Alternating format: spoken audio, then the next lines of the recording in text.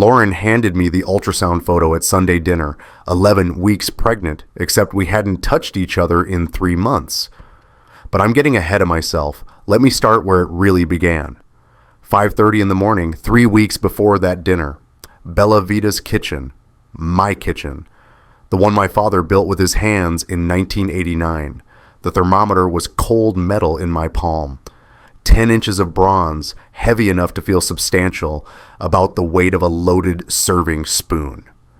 When I pulled it from the magnetic strip on the wall, the blade sang. A brief high note, the kind my father taught me to listen for. If the blade doesn't sing, the edge is dull.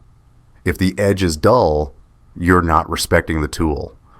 The dial face was yellowed from 4 decades of steam and smoke, but the needle still swung true. 135 degrees. Perfect rare. I could feel the numbers click into place under my thumb. I was teaching Miguel, our new line cook. 23, first week, eager but green.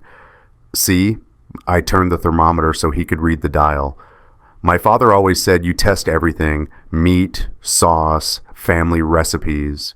If you don't test, you don't know if it's real.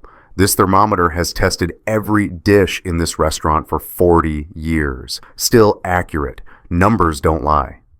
Miguel nodded, making notes in his little spiral pad. Good kid. Reminded me of myself at that age. Hungry to learn, willing to show up at dawn to watch the old guys work. I moved to the stove. The Sunday sauce was already simmering. Started it at 4:30, like always. Tomatoes, basil, garlic. My mother's recipe. The smell filled the kitchen. 40 years of Sunday mornings, that smell. Home. In this kitchen, we use only the finest ingredients, I told Miguel as I stirred. No substitutes, no shortcuts. That's how my father taught me. You want to use canned tomatoes? Get out. You want to skip the anchovies because customers don't know they're there? Get out. Every single ingredient matters. Every single step. The wooden spoon was warm in my hand. The same spoon my mother used. The handle worn smooth from decades of use. I could feel her hands in mine when I held it. That's when Lauren walked in. She never came to the kitchen this early. Never. She handled the business side, books, payroll, front of house. I handled the food. That was our arrangement. Had been for 8 years. But that morning, she pushed through the kitchen door with that look on her face. The one that meant money. The one that meant change. We need to talk about the business, Anthony, now. Not good morning, not smells good in here, just business. I glanced at Miguel. He looked down at his cutting board, suddenly very interested in his mise en place. I'm teaching, I said, kept my voice even. Can it wait until after? No! She crossed her arms. It can't. I felt my hand go to my wedding ring, started twisting it. A habit I'd developed over the past year, maybe longer. My wife says something that doesn't sit right. My thumb goes to the ring and starts turning it, scratching at the gold like I'm trying to dig underneath. The ring was 14 karat, scratched to hell from 8 years of kitchen work. Cuts from knives, burns from pots, impacts from dropped pans. Lauren's ring, though, pristine, shining like new. She wore it to events, to church, to family dinners. But she never actually worked in the kitchen. Not really. Miguel, I said quietly, take 15, go check the walk-in inventory. He disappeared fast. Smart kid. Lauren waited until the door closed. I need you to sign off on some consultant fees. $15,000. I blinked. $15,000? For what consultant? Business development. We need to modernize, Anthony. The books show we could be doing better. A professional could help us. The books show we're fine. I turned off the heat under the sauce, gave her my full attention. We cleared $200K last year. That's good for a restaurant this size. It could be better. Who's the consultant? Does it matter? It's a business expense. Yes, it matters. My voice got harder than I meant it to. 15,000 matters. We don't have that sitting around in cash, Lauren. That comes out of the renovation fund. The fund for the new ventilation system, the one we've been saving for. I already wrote the check. Silence. Just the sound of the sauce starting to stick on the bottom of the pot because I wasn't stirring it anymore. You wrote a check, I said slowly, for $15,000 without asking me. I'm asking now. No, you're telling me. After the fact. She sighed. That particular sigh that meant I was being difficult, unreasonable. Anthony, I handle the finances. That's my job. I don't question every tomato you buy. Tomatoes cost $8, not $15,000. We stared at each other across the stainless steel prep table.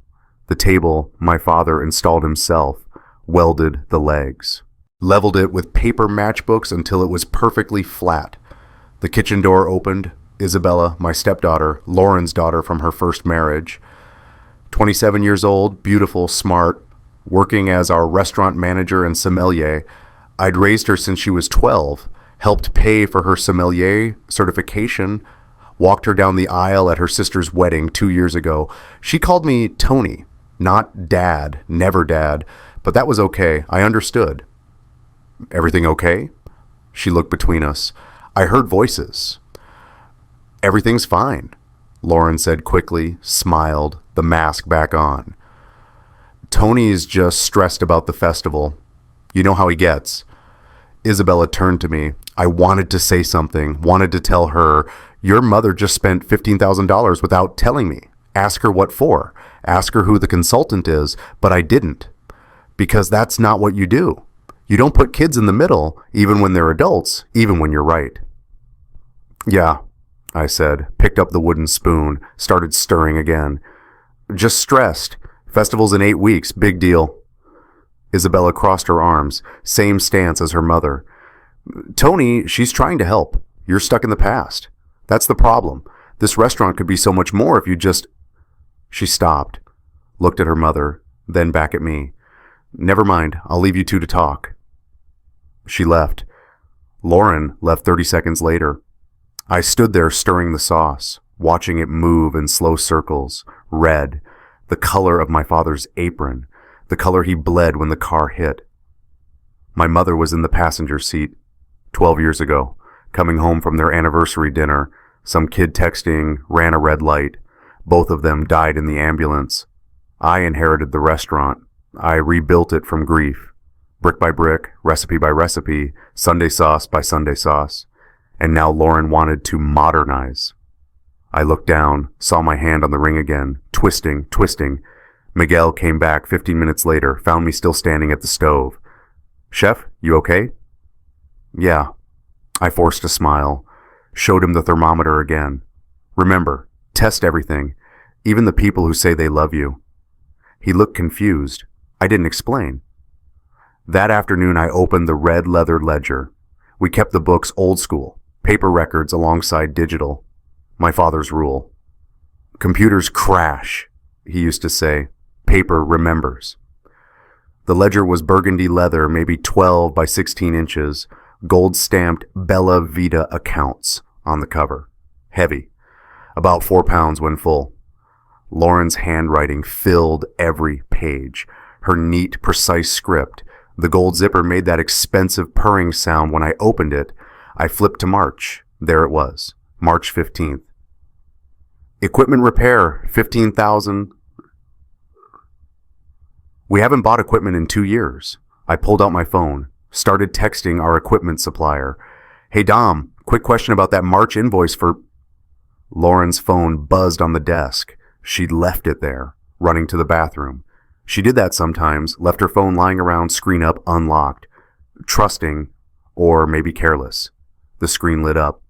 Text notification. I shouldn't have looked, but I did.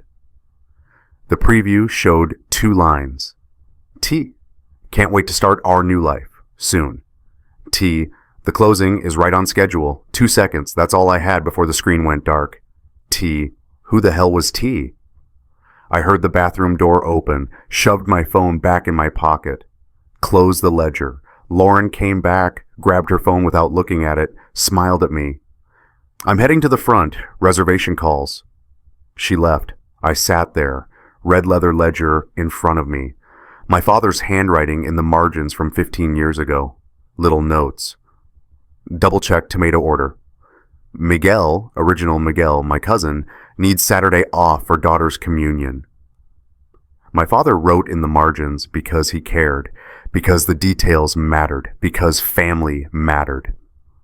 I opened my wedding ring hand, looked at the pale indent where the gold had pressed for 8 years.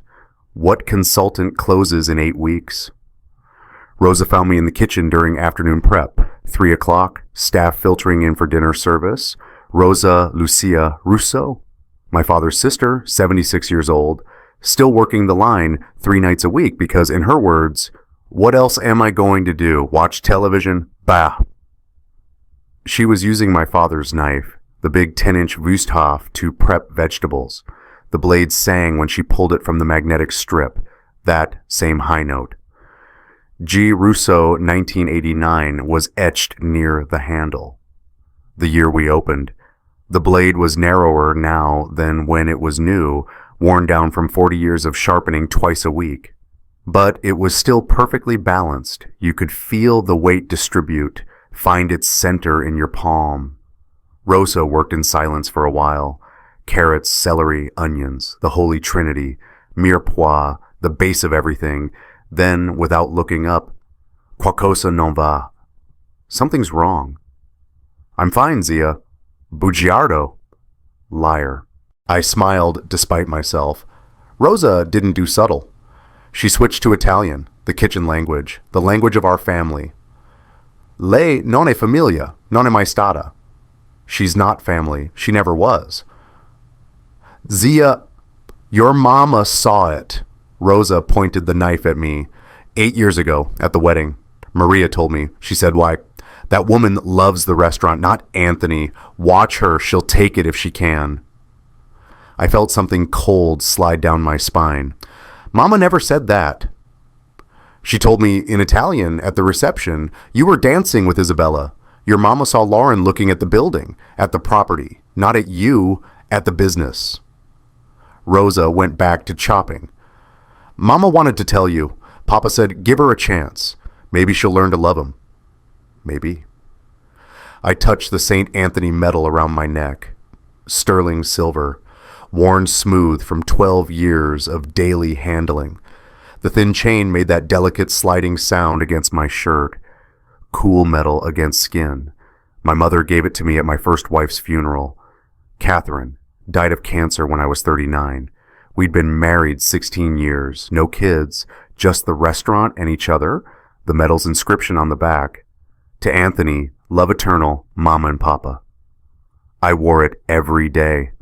Through Catherine's death, through my parents' funeral, through my wedding to Lauren 2 years after Mama and Papa died.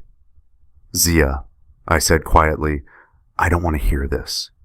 Then don't listen, but watch. She finished the vegetables, carried them to her station. Mikey, my nephew, was already there setting up for his shift as sous chef. 31, hot-tempered, fiercely loyal. Diana Chin appeared with wine bottles, our head server. 42, been with us for 14 years. Saw everything, said little. She hesitated near my station, set down the bottles, looked at me, looked away. Diana? Chef. She fidgeted with a wine cork. I've seen Lauren meeting someone, after hours, a man in expensive suits. I thought you should... She stopped, shook her head.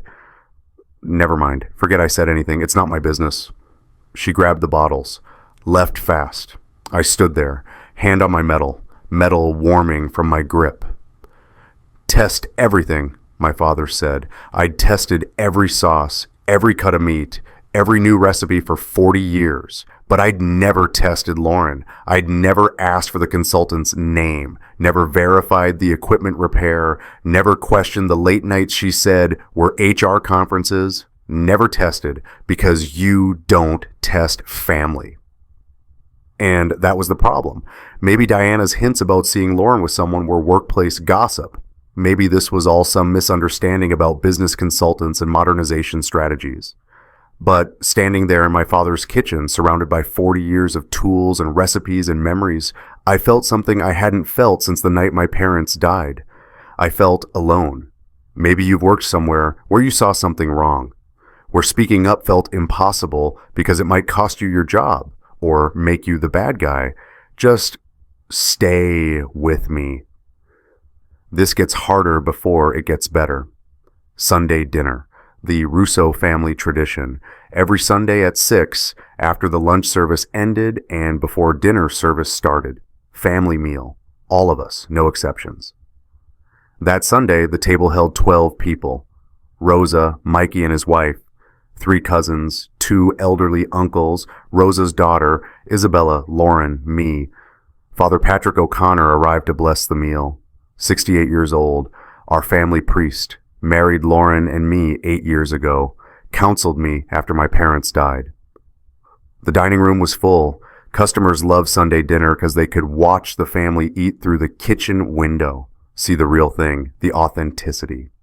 Lauren stood up, smiled, that perfect smile. Before Father Patrick says grace, I have some news. She reached into her purse, pulled out a silver frame, 5x7, ornate Victorian style, probably a wedding gift I'd forgotten about. Anthony and I are having a baby. The room exploded, cousins screaming, Rosa's hands over her mouth, Mikey hugging me, Father Patrick beaming, Isabella crying, jumping up to hug her mother. Mom, oh my God. Lauren held up the frame, ultrasound photo inside, thermal paper, black and white and gray, the grainy image I'd seen enough times to recognize even without context. Top corner, 11 weeks, 4 days. Bottom of the frame, engraved in flowing script, Baby Porter. Someone had planned this moment, anticipated everyone's reaction, even ordered custom engraving for a frame. The frame was heavy when Lauren handed it to me, silver-plated brass.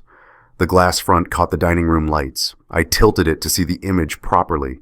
11 weeks, 4 days. My mouth opened. Everyone was staring, waiting. Rosa, Mikey, Isabella, the cousins, Father Patrick. 12 faces, plus however many customers watching through the window. I ran the math. 11 weeks, back from today. That's late December, early January. We hadn't been together since before Thanksgiving. Lauren moved to her sister's house November 28th. Trial separation, she called it, needed space to think about our future. Came back mid-January, 5 weeks apart. Before that, she was at an HR conference in Seattle. Before that, a vendor summit in Eugene. Before that, the restaurant was so busy with fall festival prep that we barely saw each other.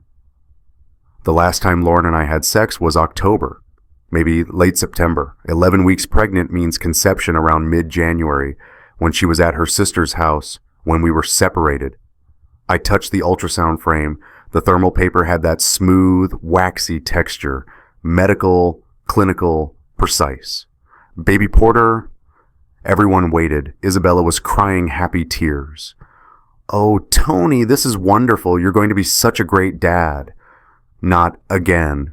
She didn't say again because I'd never been a dad. Catherine and I couldn't have kids, medical issues. We'd made peace with it, poured that love into the restaurant instead, into Isabella, into the family recipes. My hand found my wedding ring, started twisting. Anthony? Father Patrick's voice, gentle, concerned. Are you all right? Yeah. The word came out strangled. I cleared my throat, tried again. Yeah, I'm just surprised. We hadn't been trying. I didn't know. Lauren's hand on mine, squeezing, her face perfect, loving, concerned. I wanted to surprise you, she said, for the room, for the family, for the customers watching through the window. I've suspected for a few weeks, took the test last week, had the ultrasound Friday. I wanted to tell you privately first, but then I thought, why not share the joy with everyone at once? Rosa was watching me, really watching. I could see it in her eyes. She saw it too. The math didn't work, but nobody else did the math. Why would they? These were the people who loved us, trusted us, family. I forced my mouth into something like a smile. That's amazing, Lauren. More hugging, more crying, more congratulations. Red wine poured into glasses. A toast. to new life, to baby Porter, to the continuation of the Russo family. I raised my glass with everyone else. The wine tasted like vinegar. I lasted through dinner, lasted through Father Patrick's blessing, through the cousins' jokes about midnight feedings, through Isabella's plans to be the best big sister ever, through Rosa's tight-lipped silence. As soon as the table cleared, I walked straight to the walk-in freezer. The cold hit like a wall, 40 degrees, frost on the walls, metal racks holding vegetables, proteins, dairy, industrial ventilation humming, fluorescent light flickering. I sat on a milk crate, pulled out the St. Anthony medal from under my shirt. The chain slid through my fingers.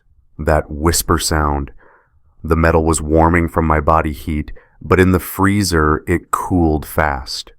I gripped it hard, the edges pressed into my palm. Mama. My voice cracked. Papa. The tears came, not crying, weeping, the kind that comes from somewhere deep in your chest, the kind I hadn't done since their funeral. I'm losing everything you built, your restaurant, your recipes, your dream. My breath was visible in the cold, white clouds. I let the wrong person in. Isabella hates me.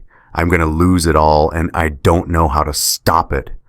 The freezer smelled like cold and onions and something sterile. I'm sorry. I'm so sorry I failed you. The tears kept coming, shoulders shaking, couldn't stop. 11 weeks pregnant, not my baby. $15,000 missing. T. Can't wait to start our new life. Rosa's warning. She's not family. She never was. Diana's hint. A man in expensive suits. 8 years. I gave Lauren 8 years, trusted her with my parents' legacy, trusted her with the books, trusted her with Isabella, trusted her with everything. Test everything, Papa said. I never tested, because I wanted so badly for it to be real, for Lauren to love me, for Isabella to call me dad, for family to mean something again after losing so much. I wanted it so badly I ignored every sign. The metal was cutting into my palm now. Drawing blood, maybe. I didn't care. I failed you. I'm sorry. I'm so sorry. The door opened. Mikey. He stopped. Saw me on the milk crate. Tears frozen on my face. Lips blue from the cold. Still holding the metal like I was praying. Chef. Jesus, how long you been in here? I couldn't answer because the truth was I'd been in the cold for 8 years. I just didn't know it until tonight. Mikey pulled me out of the freezer, got me to my office, made me drink coffee that tasted like nothing. You need to talk to someone, he said, a lawyer, a doctor, someone. I need to think. You need to act, Chef. Something's wrong here. We all see it. But I didn't act, not that night. I went home, lay in bed next to Lauren, listened to her breathe, wondered whose baby was growing inside her, wondered if she'd always planned this. 3 days later, everything accelerated. Tuesday afternoon, late March, cold rain hammering Portland. I was prepping for dinner service, Mikey on pasta, Diana setting tables in the dining room, the usual rhythm. Lauren rushed through the kitchen, moving fast, too fast. Her tote bag, expensive leather, the one she carried everywhere, caught on the corner of the prep table, tipped. Papers scattered across the tile floor. Shit. She bent down, scrambling to collect everything. I moved to help. Just reflex. You see someone drop something, you help. Picked up a stack of papers. Pacific Northwest Properties letterhead. Navy blue logo. Embossed. I stopped moving. Read the first page. Sale agreement. Commercial property address. 1247. Ontario. Glisten Street, Portland, or 97209. Property, Bella Vada. Restaurant and building purchase. Price, $2,400,000. The pages were slightly slippery. Coated legal paper. Expensive. Professional. I fanned through them. 28 pages total. Yellow flag tabs marking signature lines. Page 4. There it was. Buyer Trevor Michael Sutton, Pacific Northwest Properties signature, signed in confident cursive. Trevor Michael Sutton. Date February 18th, 2025, 3 weeks ago. Below it, seller Lauren Marie Russo, co-owner, signature, empty line waiting, date. I looked up. Lauren had stopped gathering papers. She was frozen, watching me read. Anthony, who the hell is Trevor Sutton? Her face drained of color. Actually drained. I watched it happen, pink to white in 3 seconds. And why is he buying my parents' restaurant? It's not. You don't understand. Then explain.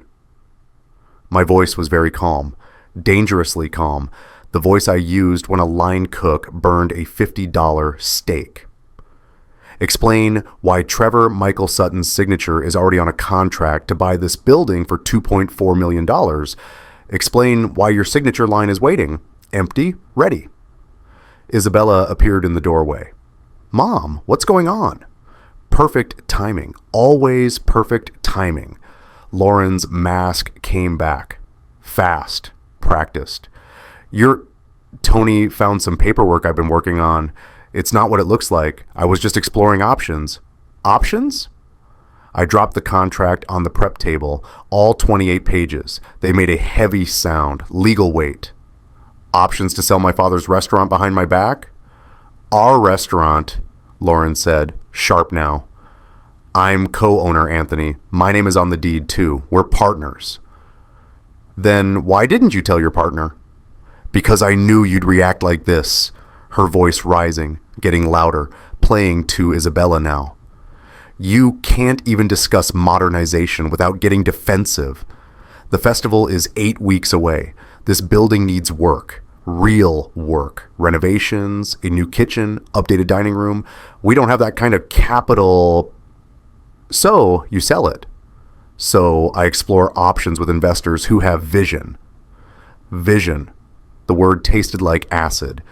Is that what Trevor Sutton has? Vision? Isabella stepped between us. Tony, calm down. Let her explain. I am calm. I'm asking questions. Simple questions. Who is Trevor Sutton? When did you meet him? How long has this been going on? Lauren gathered the contract, shoved it back in her tote bag. He's a developer. We met at a Chamber of Commerce mixer last year. He specializes in historic building renovation. He could help us. Last year. I felt very cold, colder than the walk-in. You've been talking to this man for over a year about selling my parents' restaurant, and you never mentioned him, not once. Because you won't listen to new ideas. I listen. I'm listening right now. Tell me more about Trevor. Tell me about the $15,000. Tell me about the consultant fees that aren't consultant fees.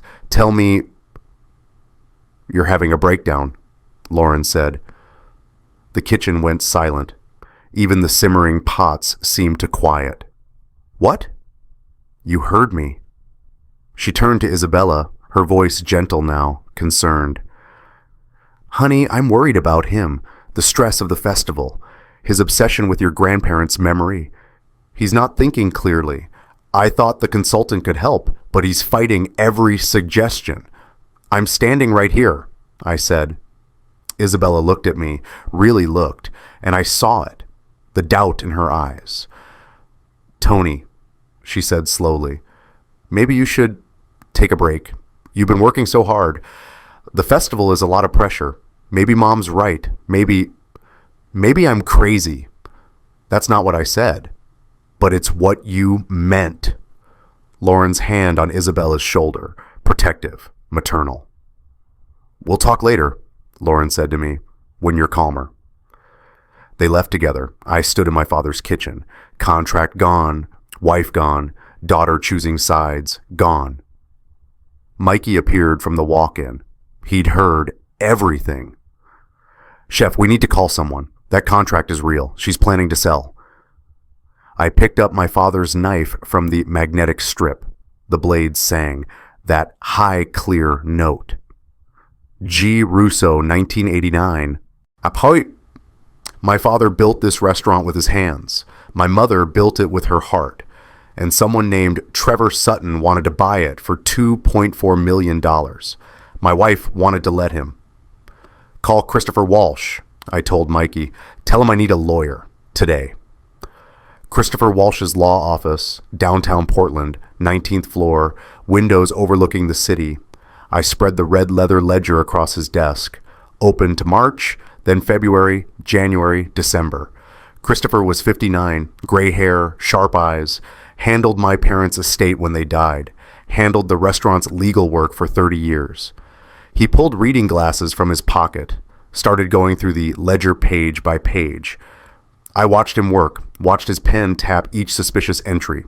March 15th, equipment repair. $15,000 February 8th, consultant fees. $8,500 January 22nd, IT upgrades. $11,000 January 6th, marketing research. $7,200 December 11th, security system. $9,800 November 19th, building inspection. $6,500 October 3rd, legal consultation. $8,900. He pulled out a calculator, the old kind that prints on paper tape, started adding. The tape rolled out, number after number. He tore it off, slid it across the desk. $67,000, 9 months. That's $7,400 per month, Anthony. Every single month. I stared at the tape. I called the vendors, Christopher continued. The equipment company, the IT firm, the security company, none of them have invoices matching these dates. These charges don't exist. The money went somewhere else. Where? I'd need subpoena power to find out, but based on timing. He pulled out a calendar, started marking dates with red pen. These withdrawals started last summer, around the same time you said Lauren met this Trevor Sutton. July, at a chamber mixer. And they escalate. Christopher circled November, December, January. Bigger amounts, more frequent. The pattern suggests... He paused, looked at me over his glasses. It suggests she was funding something, probably funding him, probably for this deal. My hands were flat on his desk, pressing down, trying to stay grounded. Can we stop the sale? Depends. Let me see that contract. I pulled it from my backpack, all 28 pages, rubber banded together. Christopher flipped through it, reading fast, lawyer speed. He stopped at page 6, page 9, page 14. Okay, good news and bad news. Good news, this needs both owners' signatures to close. She can't sell without you. You have veto power. And the bad news? Bad news. She's been negotiating this for months. Trevor Sutton signed February 18th. That's 5 weeks ago. The closing date. He flipped to the last page. Is April 15th, 28 days from now. 28 days, 4 weeks. What happens if I refuse to sign? Sale doesn't go through. You keep the restaurant, but... Christopher leaned back in his chair. She'll fight. Partnership dissolution, messy divorce. She'll argue the restaurant's value should be split 50-50. You'll argue it's your family legacy, separate property. Courts don't like mixing business and marriage. It'll get ugly. It's already ugly. It'll get uglier. He closed the contract. Anthony, level with me. Is there more going on here? The pregnancy announcement, the timing, the money disappearing, the secret buyer. This feels like... Like what? Like she's planning an exit. Take the money and run with someone. I thought about the text message. T, can't wait to start our new life. Yeah, I said, I think you're right. Christopher was quiet for a moment, then, we need to document everything. Bank statements, security footage if you have it, text messages, emails, anything that proves she was planning this behind your back. Security footage? You have cameras at the restaurant, right? Check them. See if this Trevor character has been showing up. See if she's been meeting him there after hours. See if he stopped. Anthony, you might not want to see what's on those cameras. I thought about that. Thought about what I might find. I need to know, I said. Okay, but hire a good divorce lawyer soon, because once you start pulling at this thread, the whole thing's going to unravel. And Lauren will know you know. She'll get defensive, maybe aggressive. You need to be ready. I stood up, shook his hand. Thanks, Christopher. Anthony. He held my hand a moment longer. Your father was my friend for 30 years. He'd want you to fight for this. Don't let anyone take what he built. I nodded, left, took the elevator down 19 floors, stepped out into Portland rain, pulled my collar up, thought, 28 days until she closes the deal. 28 days to save my father's restaurant. 28 days to find out whose baby she's carrying. 28 days to figure out how I became the villain in my own life. Back at Bella Vita. Late night, after dinner service ended. Mikey and I sat in the back office, door locked, lights off except for the computer screen. The security system was old but functional. Hikvision DVR, black metal box, 2 terabytes of storage, blue indicator lights pulsing, slight hum. Mikey was good with tech, better than me. He pulled up the footage interface. What dates? He asked. Start with July, when she met Trevor. He typed. Cameras switched. 4 angles covering dining room, bar, kitchen, back office. We started scanning. Fast forward through empty restaurant, cleaning crew, morning prep, lunch service, dinner service, late night cleanup, hours of nothing. Then, wait, I pointed. Back up. There. July 3rd, 11:47 p.m., camera 3, main dining room. The front door opened. Lauren entering, not alone. A man behind her, tall, expensive suit. Even in grainy security footage, you could tell. The cut. The confidence. Lauren turned off the alarm, knew the code. Of course she did. They walked through the dining room, straight to the wine cellar door, disappeared inside. Mikey checked the timestamp. 11:47, he fast-forwarded. 2:14 a.m., camera 3, wine cellar door opens. Both of them coming out, Trevor adjusting his belt, Lauren fixing her hair. They left through the front door. Lauren reset the alarm, locked up, gone. Mikey and I sat in silence. Want me to keep looking? He asked quietly. Yeah, he kept looking. June 18th, 10:23 p.m. entry, 1:45 a.m. exit. June 30th, 11:08 p.m. entry, 2:30 a.m. exit. July 15th, 10:47 p.m. entry, 1:58 a.m. exit. August 8th, 11:12 p.m. entry, 3:04 a.m. exit. He made a list, dates, times, durations, 17 nights total, 17 separate occasions between June and February where Lauren brought Trevor to the restaurant after hours. Sometimes they met in the wine cellar, sometimes in the office. One time, September 12th, they went upstairs to the apartment, our apartment. Timestamp 11:17 p.m. I'd been at a vendor meeting in Salem that night. Lauren knew I'd be gone until morning. She took him to our bed. Mikey stopped the footage, closed the program. Chef, I'm sorry. I'm so fucking sorry. I couldn't speak. The DVR's blue lights pulsed. On, off. 17 nights, not an affair that happened in moments of weakness. A pattern, a plan, a relationship. Do you want me to... Mikey started. Make a backup, I said. All of it. Every camera, every night. Put it on a drive. Already doing it. Good kid. Thought ahead. We sat there while the files transferred. 20 minutes. Neither of us talking. When it finished, Mikey handed me a small black thumb drive. Evidence, he said. I put it in my pocket. Evidence. Of 17 nights my wife spent with another man in my father's restaurant, using my family's legacy as their love nest, planning to sell it behind my back, taking $67,000 to fund their escape, carrying his baby while wearing my ring. I walked out of the office, through the empty kitchen, past the prep tables my father installed, past the stove where my mother made Sunday sauce for 40 years, out into the Portland night. It was raining. I stood in it, let it soak through my jacket, through my shirt, down to my skin, cold. But I couldn't feel it because I'd been standing in the rain for months, and I was only just noticing I was wet. The next afternoon, Isabella appeared at the restaurant.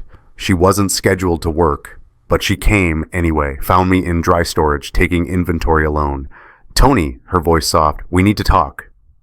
About Mom, about you, about everything.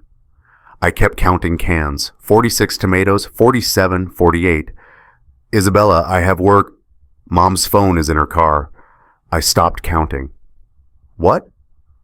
Her iPhone, in the glove compartment. I was looking for the registration because I borrowed her car and got pulled over for a taillight and... She took a breath. I know her password. She's never changed it. Bella 1989, the year the restaurant opened. Ironic, using my father's restaurant to lock her phone, the restaurant she was planning to sell. You opened her phone, I said. I opened her phone. Isabella's voice shaking. Tony, there are texts, hundreds of them, from someone named Trevor, about houses, about Maui, about closing dates and escrow, and she pulled out her own phone, started reading. Listen to this one from December. Trevor, 8 more weeks until closing, our dream home. And Mom responds, Anthony will be devastated when the restaurant sells, but Iz will understand eventually. She looked up, eyes wet. I'm Iz. She was talking about me, about how I'd understand. Understand what? That she destroyed your life? That she stole your father's legacy? Isabella. There's more. She scrolled. Trevor, once you're in Maui with our baby, she'll forgive you. 2.4 million buys a lot of forgiveness. The words hung in the air. Our baby. Our baby. Not my baby. Trevor's baby. Isabella kept scrolling, reading, her voice getting higher, more upset. December 3rd. Mom to Trevor. He's so busy with festival prep he doesn't notice I'm never home. Iz thinks I'm at HR conferences. This is almost too easy. She looked at me. Tony, she's been lying for months, maybe longer. Maybe the whole time. I set down my clipboard, walked over, took her phone, read the messages myself. Trevor, your daughter is a problem. Keep her on your side. Lauren, Isabella loves me. She'll defend me no matter what. Trevor, good. As long as she believes he's the crazy one, we're fine. I scrolled back further. November, October, September. Found one from August. Lauren to Trevor. The security cameras are old. Easy to delete footage. We're safe. Except she didn't delete footage. She didn't know how. She assumed. She trusted that nobody would check.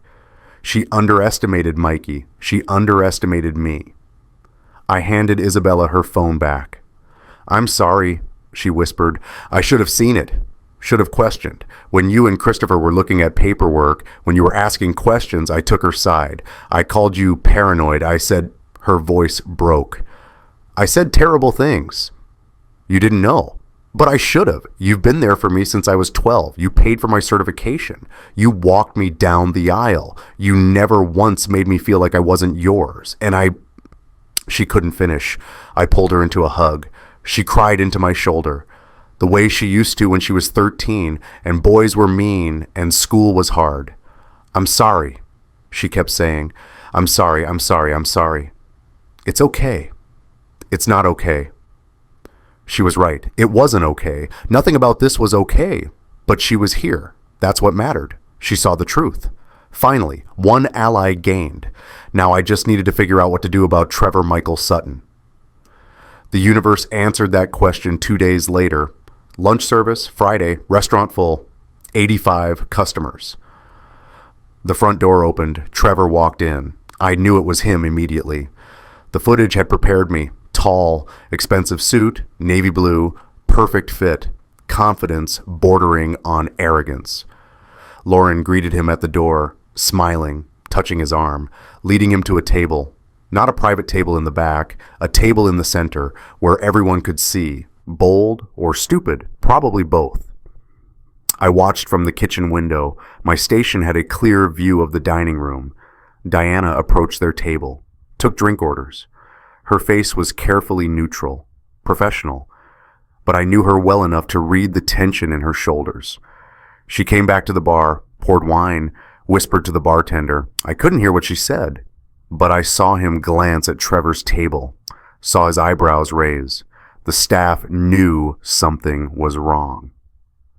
After 10 minutes, Lauren brought Trevor over to the kitchen to introduce him to make it official. This is the man who's buying your father's restaurant. This is the man I'm leaving you for. This is the man whose baby I'm carrying. She didn't say those things. She said, Anthony, this is Trevor Sutton. He's a friend helping with some business consulting. Trevor, this is my husband, Anthony, owner and head chef. Trevor extended his hand. I looked at it, looked at him. My hand went to the bronze thermometer on the counter, gripped it, metal cool in my palm, solid, real. After 5 seconds, I shook his hand. His grip was firm, practiced, the handshake of someone who closed deals. Anthony? He smiled. Lauren's told me so much about you and about this place. Prime location, Pearl District, historic building, original 1920s construction. His eyes traveled the space, appraising, calculating. You've really built something here. He paused, smiled wider. Or should I say, your parents did. The kitchen went silent. Even the simmering pots seemed to quiet. Diana stopped mid-pour. Mikey's knife froze over his cutting board. Rosa turned from her station, wooden spoon dripping sauce. Trevor didn't notice, or didn't care.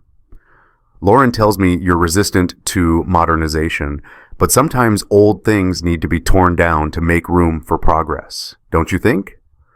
I should have said something professional, something neutral. Instead, I just stared at him, this man, this stranger, walking into my father's restaurant, appraising my family's legacy like it was a commodity, an investment opportunity, a tear down. Lauren touched Trevor's arm. We should get back to our table. The food will be out soon. They left. I stood at my station, hand still gripping the thermometer. Mikey approached. Chef, say the word. I'll throw him out right now. No. But he wants me to lose control, to look unstable, to prove Lauren's narrative that I'm having a breakdown. I won't give him that. I set down the thermometer, picked up my father's knife instead. The blade sang when I pulled it from the magnetic strip. I'll give him something better. What's that? Evidence, patience, and when the time is right, I started prepping vegetables. Perfect cuts, perfect technique. I'll give him justice. Here's what I'm wondering. If you were me in that moment, enemy in your restaurant, your wife smiling at him, customers watching, would you confront him right there in front of everyone, risk looking unstable? Type confront in the comments? Or would you stay silent, keep gathering evidence, wait for the right moment to strike back legally? Type wait. What would you do? Because I had about 5 seconds to decide, and I'm still not sure I chose right. I see a lot of you saying wait. Some saying confront. Here's the thing. Both answers have consequences, and I was about to learn what mine were. 1 week later, April 10th, 18 days until Trevor and Lauren's closing date, Portland Spring Food Festival meeting, kickoff gala planning session, every major restaurant in Portland invited.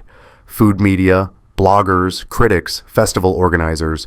I wasn't invited. Found out when Diana showed me her phone. Instagram story from Eater Portland, posted 2 hours ago. Photo of a conference room, long table, 20 people, laptops, coffee, professional setup, banner in the background, Portland Spring Food Festival 2025, participating restaurants. Caption, exciting preview meeting today with this year's featured vendors. Stay tuned for announcements. Center of the photo, Lauren, smiling. Speaking to the writer from Eater Portland, presenting something on a laptop screen. Isabella stood beside her, supporting her mother, my restaurant, my parents' restaurant, being represented by my wife, without me, without my knowledge, without my permission. I drove to the meeting location, downtown Portland, Convention Center, found the conference room, walked in, everyone turned. Lauren's face, shock, then annoyance, then that practiced smile. Anthony, what a surprise. I thought you were busy with prep. The woman from Eater Portland looked confused. This is Chef Russo, the owner? Co-owner, Lauren corrected smoothly. Anthony and I run Bella Vita together. but he's been under tremendous stress lately. The festival prep has been overwhelming for him. I've been handling more of the business side to take some pressure off. Smooth. Perfect. Framing it like she was helping me. Framing it like I was weak, fragile, unable to handle responsibility. I walked to the table, stood beside Lauren. What did I miss? We were just discussing booth placement and menu specifications. I was proposing a modernized approach to Italian cuisine. Fusion elements, molecular gastronomy, moving away from the traditional... Traditional? I looked at the laptop, at her presentation. My parents' recipes aren't traditional. They're authentic. There's a difference. Anthony, molecular gastronomy. I turned to the festival organizer. Bella Vita has been serving the same Sunday sauce for 40 years. The same recipes my mother learned from her mother in Italy. That's not traditional. That's legacy. That's what makes us different from every other Italian restaurant in this city. Lauren's smile tightened. See? This is what I was talking about. Anthony has become very rigid, very focused on the past. We need to think about the future. The future? I felt something crack inside me, the last restraint, the last effort to keep this civil. The future where you sell this restaurant to Trevor Sutton without telling me. That future. Silence. Complete. Absolute. Silence. The Eater Portland writer started typing on her laptop. Fast. Anthony, Lauren said carefully, you're not well. You're saying things that don't make sense. Maybe you should go home and rest. I found the contract. 28 pages. Pacific Northwest Properties. Trevor's signature dated February 18th. Your signature line empty. Waiting. Ready. More typing from the writer. I don't know what you think you found, but I also found $67,000 missing from our accounts, labeled as consultant fees, equipment repairs, IT upgrades, none of which actually happened. Want to tell everyone where that money went, Lauren? She stood up. This is inappropriate. You're having an episode. Isabella, help me. But Isabella didn't move. Everyone watched. The writer kept typing. So here's what's happening, I said to the room, to the festival organizer, to the media, to everyone. My wife has been planning to sell Bella Vita behind my back. She's been embezzling money to fund the deal. She's been lying to everyone, me, her daughter, this committee, about the restaurant's future. And she's representing our restaurant at this meeting like she has any authority to make decisions. Lauren's face transformed. The mask dropped completely. Shock, rage, fear, all at once. Then, just as quickly, the mask returned. But different now. Not loving wife, not concerned partner, victim. You see? She turned to the writer, to the organizer, voice shaking. This is what I've been dealing with. Paranoid accusations. Delusional conspiracy theories. He's been like this for months. I've tried to get him help, but he refuses. He thinks everyone's betraying him. He can't trust anyone. She stopped, put her hand on her stomach, on the baby. I'm worried for my safety and for my baby's safety. He's becoming unstable. The writer looked at me, then at Lauren, then back at me, trying to figure out who was telling the truth. I have security footage, I said quietly. 17 nights, Lauren and Trevor at the restaurant after hours, timestamps, dates, everything. Lauren laughed, bitter. You're spying on me now, watching security cameras, tracking my movements. That's not normal behavior, Anthony. That's evidence. No. She gathered her things, her laptop, her notes. That's obsession. That's paranoia. And I'm done. The festival organizer can reach out to me directly about Bella Vita's participation. I'll be handling all future communications. Anthony. She looked at me. Really looked at me. Needs help. Professional help. I hope he gets it before someone gets hurt. She left. Isabella stood frozen, looking between the empty doorway and me. The writer was still typing. The organizer cleared his throat. Chef Russo, I think perhaps we should postpone further discussions until you and your wife resolve your personal issues. There's nothing to resolve, I said. She's trying to steal my restaurant. I'm trying to stop her. That's it. That's the story. The story, the writer said, is getting very complicated very quickly. I left, walked out of the convention center, got in my truck, drove back to Bella Vita, parked in the back alley, sat there, rain on the windshield, Portland gray sky. The city I'd lived in all my life suddenly felt foreign. The restaurant my father built suddenly felt miles away. The family I'd tried to build suddenly felt like it never existed. I'd just lost control of my own narrative, lost it publicly, lost it in front of media and festival organizers and everyone who mattered. Lauren had outplayed me, made me look paranoid, unstable, dangerous, made herself look like the victim.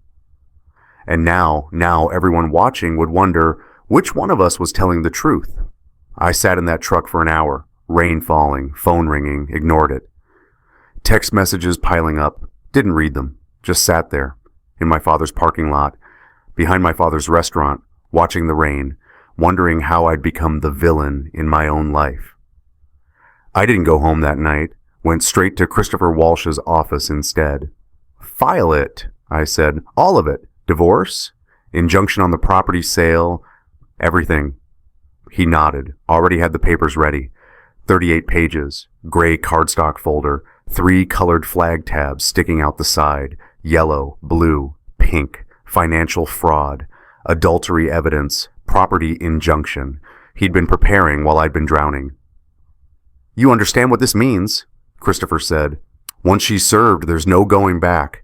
This becomes a legal war. She'll fight. Trevor will probably ghost her when the lawsuits start flying. It's going to get messy. It's already messy. It's going to get public. I thought about the Eater Portland writer, her laptop, typing everything. It's already public. Christopher slid the papers across his desk, pen on top. I signed every page that needed signing, initial here, date there, signature at the bottom. My hand was steady, no shaking, no hesitation. For the first time in weeks, I knew exactly what I was doing. When? I asked. Process server can do it tomorrow. Where do you want her served? I thought about that. Thought about Lauren at the festival meeting, making me look paranoid, unstable, dangerous, making herself look like the victim. Bella Vita, I said, lunch service, in front of everyone. Christopher looked at me for a long moment, then he smiled. Your father would approve. Saturday, April 11th, peak lunch service, 70 customers, every table full. Diana and 3 other servers moving through the dining room, kitchen running at full capacity.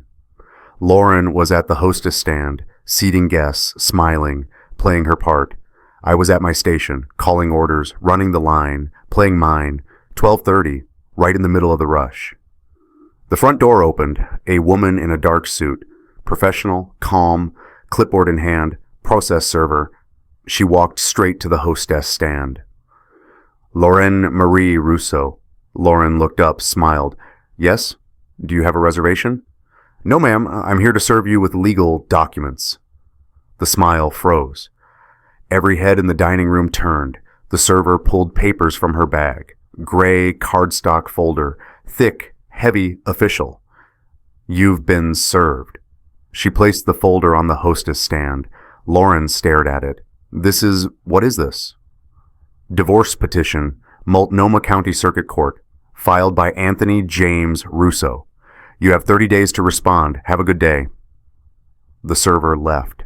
Lauren stood there, folder in her hands. 70 customers watching. She opened it, read the first page. Her face drained of color, actually drained. Pink to white in 5 seconds. She flipped pages. Faster now. Saw the security footage screenshots, the bank statements, the text message transcripts, the property contract with Trevor's signature, page after page of evidence. Her hands started shaking. She looked up, found me in the kitchen doorway. I held her gaze, didn't smile, didn't gloat, just looked at her, letting her know, I see you, I know what you did, and I'm not backing down. She tried to speak, couldn't. Looked around the dining room, at the customers, at the staff, at Diana, at Isabella, who'd just come in from the wine cellar, at witnesses. Then she grabbed her purse, shoved the divorce papers inside, and ran out the front door. Gone. The dining room erupted in whispers. I turned back to my station, picked up my father's knife. Ordering 2 risotto, 1 veal, 3 pasta, I called out. The kitchen responded. Service continued, like nothing happened. Because the food doesn't stop. The restaurant doesn't stop. Life keeps moving. Even when your marriage ends in front of 70 strangers. That evening, after service, after cleanup, after everyone left. Christopher called. Lauren's attorney already reached out. She wants to negotiate, wants to avoid court. No. Anthony, she had $67,000 to avoid court. She had 8 years, to be honest. She had 100 chances to tell me the truth. Now she wants to negotiate? She's claiming emotional distress, says you've created a hostile work environment, says she fears for her safety. She should. Silence. Anthony, I'm joking, bad joke. I'm not going to hurt her, but I'm not negotiating either. See you in court. Okay, but there's something else, something you need to see. The security footage, there's more. More? Different camera, office camera, November footage. Trevor didn't know it was recording. He said something on tape, something you need to hear before Isabella does. My stomach dropped. Send it to me. I'm sending Isabella and Rosa too, tomorrow morning, my office. You all need to see this together. Sunday morning, Christopher's conference room. Me, Isabella, Rosa, Christopher, his paralegal. Gray Portland sky through the windows, rain coming. Christopher set up his laptop, connected it to the screen on the wall. This is from November 14th, he said. Office camera. Lauren and Trevor thought they were alone. They were reviewing plans. He pressed play. The footage was grainy, but clear enough. Audio good, office layout visible, Lauren and Trevor sitting at the desk. Papers spread between them, property documents, financial statements, house listings. Trevor's voice confident. So 8 more weeks until closing. You nervous? Lauren laughed. A little. It's a big step. You sure he won't fight it? Anthony? Lauren shook her head. He'll be upset, but he won't fight. He's too conflict avoidant, too focused on keeping peace. He'll sign eventually, especially once he knows about the baby. Trevor leaned back in the chair, smiled. You know the best part? What? I chose you specifically. Lauren looked at him. What do you mean? I researched Pearl District properties for 6 months. High-value buildings with redevelopment potential. Bella Vita was perfect. Prime location. Historic building. Original 1920s construction, but privately owned. Wouldn't sell to developers. He gestured at the papers. So, I had to get creative. I started researching the owners. Found out Anthony runs it with his wife. Did some digging. Found out you managed the business side. Found out you were active on LinkedIn. Easy to connect. He paused, took a drink of wine. 3 Google searches told me everything I needed to know. Bitter restaurant wife. Husband obsessed with dead parents. Marriage in trouble. You were ripe for the picking. Isabella's hand went to her mouth. On screen, Lauren was laughing. You researched me. Of course I researched you. Due diligence. I knew exactly what to say at that chamber mixer. Knew exactly how to position myself. Successful developer. Exciting opportunities. Escape from restaurant grind. He smiled wider. Took me 1 conversation to hook you. 3 dates to get the financial information. 6 months to position the sale. You're my best acquisition, Lauren. He said it like a compliment. Like buying people was his job. But what about... Lauren touched her stomach. What about the baby? What about it? Trevor, this is our baby, our future. Yeah, sure. He didn't look at her, kept reviewing papers. Once we close the sale, once we're in Maui, once the money's in the bank, then we'll figure out the baby stuff, one thing at a time. You do want this baby, right? He looked up. Of course. Why would you ask that? I don't know. Sometimes you seem distant. Like this is all just business. It's not just business, but it is business. $2.4 million is business. We need to stay focused until closing. After that, he reached across, took her hand. After that, we'll have all the time in the world, I promise. The footage continued. Trevor still talking. Besides, keeping Isabella on your side is crucial. If she turns on you, Anthony might grow a spine. We need her believing he's the paranoid one. You said she's easy to manipulate? Lauren nodded. She always takes my side. Always. I'm her mother. He's just... She paused. He's just the guy who raised her, but blood is thicker. Good. Use that. Trevor stood, stretched. Once Anthony realizes he's lost the restaurant, he'll probably have a breakdown, like after his parents died. But we'll be in Maui by then. Bella Vita will be luxury condos. You'll be rich. Isabella will understand eventually. He laughed. Lauren laughed with him. The footage ended. Christopher turned off the screen. Silence. Complete. Absolute. Silence. Isabella stood up, backed away from the table. Her face, shock, horror, realization, all crashing together. Her voice barely audible. I was a problem to solve. I was leverage. He called me. He said I was easy to manipulate. She looked at me, tears streaming. Tony, I called you paranoid. I said you were having a breakdown. I told you to stop investigating. I stood with her at that festival meeting. I defended her. Her voice broke completely. I used your grief. I used your parents' death. I weaponized the worst thing that ever happened to you against you. What kind of person am I? Rosa stood, went to Isabella, held her, but Isabella pulled away, came to me instead. I can't. She couldn't finish sentences, just stood there, shaking, crying. You raised me 15 years. You paid for my certification. You walked me down the aisle. You never once made me call you dad. Never forced anything, just showed up every day. And I hugged her. She collapsed into it, sobbing, the kind of crying that comes from the chest, from the breaking point. She was my mother, Isabella cried. She's still my mother, but she was lying for months, maybe years, maybe the whole time.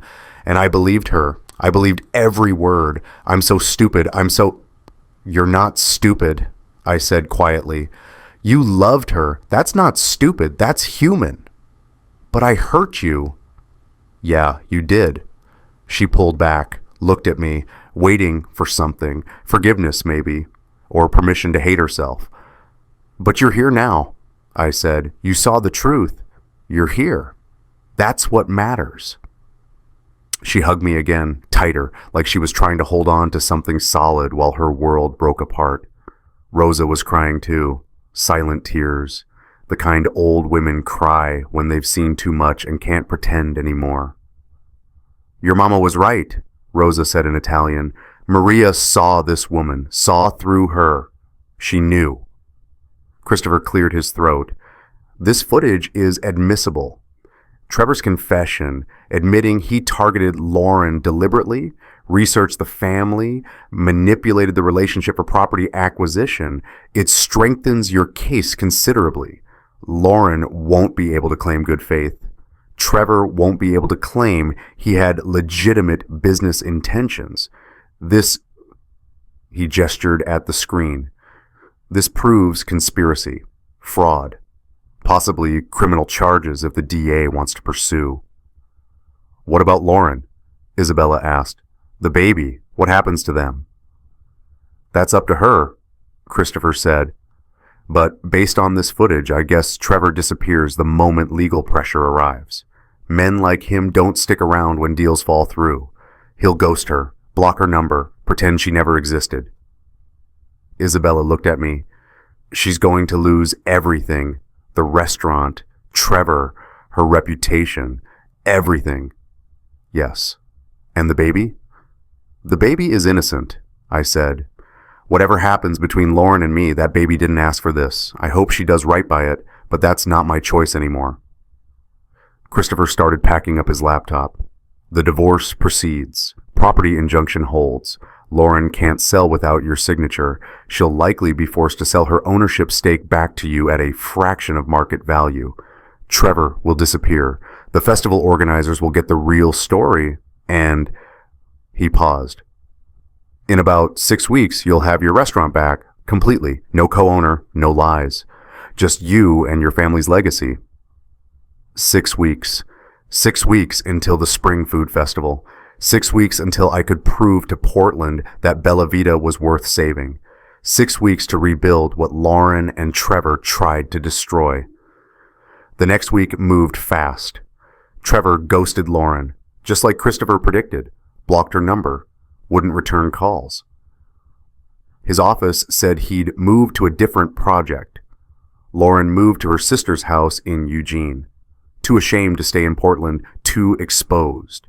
The Eater Portland writer published the full story, not a hit piece, just facts. Security footage, timestamps, financial records, Trevor's confession, Lauren's involvement. The comments section exploded. Thousands of comments, half supporting me, half saying I was vindictive. All of them engaged. The festival organizers called, apologized, reinstated Bella Vita as a featured restaurant, asked if I wanted to make a statement. I said no. Let the food speak, I told them. That's what my father always said. Isabella came back to work, moved back into her apartment above the wine cellar, started learning recipes. My mother's recipes, the real ones. Rosa taught her Sunday sauce. Mikey taught her pasta. I taught her knife skills using my father's knife. The one with G. Russo 1989 etched on the blade. She was a quick learner. May 18th, Spring Food Festival, 2,000 people in Waterfront Park, 15 Portland restaurants participating, food bloggers, critics, media, families, music stages, wine tasting tents, Bella Vita's booth in the center, prime location. I almost didn't come. Almost canceled that morning. Stayed in bed, let someone else handle it. But Rosa appeared at my apartment at 6 a.m. Alzati, get up. Zia, I can't. Your parents would want you to cook. Maria would want you in that kitchen. Giovanni would want you showing Portland what real food tastes like. So get up, get dressed, and cook. I got up. The service was brutal, beautiful. 300 orders in 4 hours. Rosa working sauces, Mikey on pasta, Diana running front of house, 20 staff members moving in synchronized chaos, me coordinating, calling orders, tasting everything, adjusting seasoning, using my father's thermometer, 135 degrees, perfect rare. Every time. The booth smelled like my childhood. Garlic, basil, tomatoes, rendered butter, parmesan, Sunday sauce simmering for 6 hours. People lined up, 50 deep, then 100, then more. The James Beard Committee stopped by, tasted, made notes, nodded, moved on. The Eater Portland writer came, took photos, interviewed Rosa, posted live updates 3 hours into service during a brief lull, movement at the edge of the booth. I looked up. Isabella, standing there in chef whites, borrowed from Mikey, several sizes too large, hair tied back, hands clean, ready. She didn't speak, just stood there, asking permission. Everyone stopped. Rosa's hand on my arm, Mikey watching, Diana watching, the whole booth holding its breath. Isabella's eyes were red, like she'd been crying all morning, but clear, determined. I held out a cutting board. Start with the vegetables, mirepoix, carrots, celery, onions, 1/4-inch dice. You remember how? She nodded. Then get to work. She stepped into the booth, picked up a knife. Not my father's knife, not yet. A regular prep knife. Started cutting.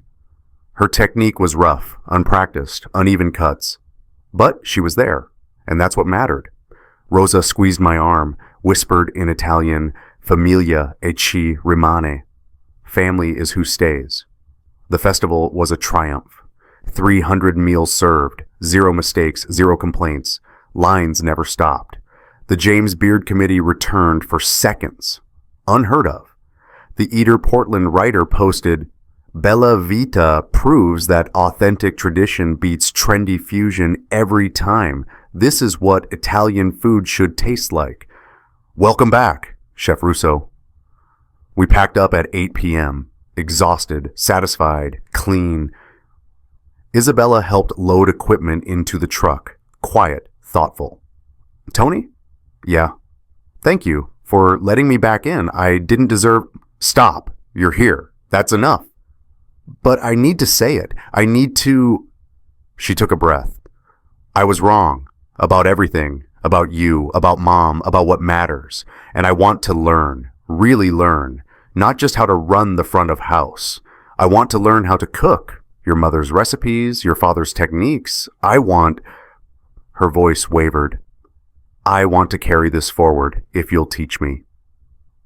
I looked at her, 27 years old, Lauren's daughter, not mine by blood, but mine by choice. By 15 years of showing up, by paying for certifications and walking down aisles and teaching what family really means. "Yeah," I said, "I'll teach you." She smiled. Actually smiled. First real smile in weeks. "Thanks, Dad." The word hung in the air. Dad. She'd called me Dad. For the first time in 15 years. First time ever. I felt something crack in my chest. The last wall. The last protection. I pulled her into a hug. Both of us crying. Rosa watching from the truck. Wiping her eyes. Smiling. The festival continued around us. Music playing. Families laughing. Spring evening in Portland. But in that moment, it was just us. Father and daughter. Not by blood. By choice. And that made it real. Isabella and I redefined family that day. Not who you're born to, but who shows up. Who stays when it's hard. Who learns your recipes and keeps them alive. If you've built your own chosen family, whether that's friends who became siblings, mentors who became parents, students who became children, tell me about them in the comments. I want to hear those stories. And if this story moved you, if it reminded you why loyalty matters, why legacy is about actions, not blood, subscribe. I tell stories about people who rebuilt their lives after betrayal, about family food and what we leave behind. There's more where this came from. I'll see you in the next one. 1 month later, June, Sunday afternoon, between services, Bella Vita kitchen, quiet, peaceful. I was teaching Isabella Sunday sauce, the real recipe, my mother's recipe, the one with anchovies dissolved at the beginning, the secret ingredient most people never notice but always taste. Isabella stood at the stove, wooden spoon in hand, stirring slowly, watching the sauce move in circles. "Like this?" she asked. "Exactly like that. You want to feel it thicken, feel the resistance change." Rosa sat in the corner, watching, smiling, the way she used to watch me learn from my mother. The kitchen smelled like every Sunday of my childhood. I walked to the magnetic strip, pulled down my father's knife. The blade sang, that high, clear note. Isabella turned, saw what I was holding. Her eyes widened. "Tony, this was your Nana's first," I said. "Then your Nono's. Giovanni used it for 30 years. Then it became mine. Now—" I held it out. "It's yours." "I can't. I'm not—" "You are." I pressed the handle into her hand. "Family isn't blood, Isabella. It's who shows up, who stays, who learns the recipes and keeps them alive." She gripped the handle. The wood was warm, smooth from 3 generations of hands. She could feel the history in it. "In this kitchen, we use only the finest ingredients," I said, the motif, the lesson. "No substitutes, no shortcuts. You're the finest ingredient, Isabella. You're the real thing. That's why you're here." She looked at the knife, at the etching. G. Russo, 1989. "My father built this restaurant with his hands." The other motif, Transformed now. Complete. My mother fed it with her heart. Now you'll carry it forward, not with lies, with love. That's the difference. Isabella couldn't speak, just nodded, tears streaming. She turned back to the stove, kept stirring with her left hand, held the knife in her right, testing the weight, learning the balance. Rosa stood, crossed to us, put one hand on my shoulder, one on Isabella's. "Brava, bambina," she whispered. "Your nonna would be proud." I looked around the kitchen, at the prep tables my father installed, at the stove where my mother cooked for 40 years, at the bronze thermometer hanging on its hook, still accurate after 40 years, still testing, still true. At the wall of photos, black and white, Giovanni and Maria's wedding, 1965, young, in love, ready to build something. Color faded, baby Anthony in kitchen, 1971, learning to walk between prep tables, bright color, restaurant opening, 1989, Giovanni cutting the ribbon, Maria beside him, big smiles, big dreams. Recent photo, Anthony and Isabella at the festival. Same kitchen, same legacy, different generation. The wall told the story, not in words, in faces, in time, in continuation. Legacy isn't about preserving the past exactly as it was. It's about transformation, taking what matters and carrying it forward, adapting, surviving, thriving. My father built this restaurant with his hands. My mother fed it with her heart. Lauren tried to sell it with lies, but I saved it with truth. And Isabella would carry it forward with love. That's the real recipe, the secret ingredient, the thing that makes family real, not blood, choice, not tradition, loyalty, not the past. The future built on the foundation of the past. Isabella stirred the sauce. I watched her learn. Rosa watched us both. Through the window, afternoon sun broke through Portland clouds, the kind of light that makes everything golden. The bronze thermometer caught the light, gleamed. Still here, still working, still true. My father used to say, test everything, even the people who say they love you. I tested, found out who was real, found out what mattered, and now, standing in this kitchen, watching Isabella learn my mother's recipe, holding my father's tools, I knew. Some things are worth fighting for, some legacies are worth saving, and some families are worth choosing. The sauce simmered, Isabella stirred, Rosa smiled, and outside Portland kept moving, spring turning to summer, the city I'd lived in all my life. The restaurant my father built, the legacy that survived, not because of me, because of us, family, the real kind,